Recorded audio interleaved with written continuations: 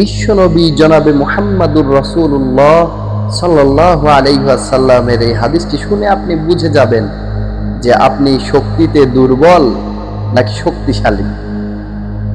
বিশ্বনবী জনাবে মুহাম্মাদুর রাসূলুল্লাহ সাল্লাল্লাহু আলাইহি ওয়াসাল্লাম একদিন সাহাবাদেরকে জিজ্ঞাসা করলেন, ও আমার সাহাবারা, তোমাদের মধ্যে সব থেকে বেশি শক্তিশালী নিজেকে কে মনে করো?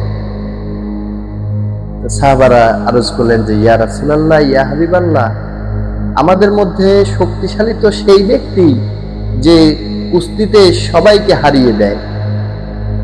বিশ্বনবী সাল্লাল্লাহু আলাইহি ওয়াসাল্লাম বললেন যে, না, সব থেকে শক্তিশালী ব্যক্তি উনি নয়। সব থেকে শক্তিশালী ব্যক্তি হচ্ছে যে রাগান্বিত হলে পরে নিজেকে নিয়ন্ত্রণ করতে পারে, নিজের রাগকে যে কন্ট্রোল করতে পারে, সেই হচ্ছে সব থেকে শক্তিশালী। আলহামদুলিল্লাহ। বিশ্বনবী সাল্লাল্লাহু আলাইহি ওয়াসাল্লাম সব সময় সাহাবাদেরকে রাগের ব্যাপারে নসিহত করতেন।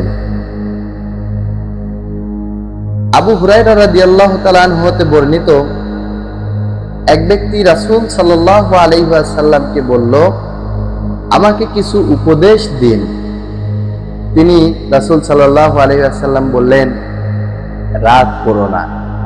লোকটি আবারও বলল, ইয়া রাসূলুল্লাহ, আমাকে কিছু উপদেশ দিন। বিশ্বনবী সাল্লাল্লাহু আলাইহি ওয়াসাল্লাম বললেন যে, রাগ করো না। লোকটি আবারও বলল, ইয়া রাসূলুল্লাহ, আমাকে কিছু উপদেশ দিন।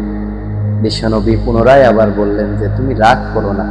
হাদিসটি সহিহ বুখারী 1535 নাম্বার হাদিসে বর্ণিত হয়েছে।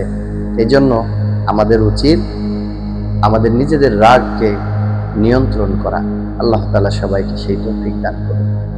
আপনি রাগান্বিত কিনা, আপনার রাগকে কন্ট্রোল করতে পারছেন কিনা, অবশ্যই নিচের কমেন্টে জানাবেন ইনশাআল্লাহ। আসসালামু আলাইকুম ওয়া রাহমাতুল্লাহি ওয়া বারাকাতুহু।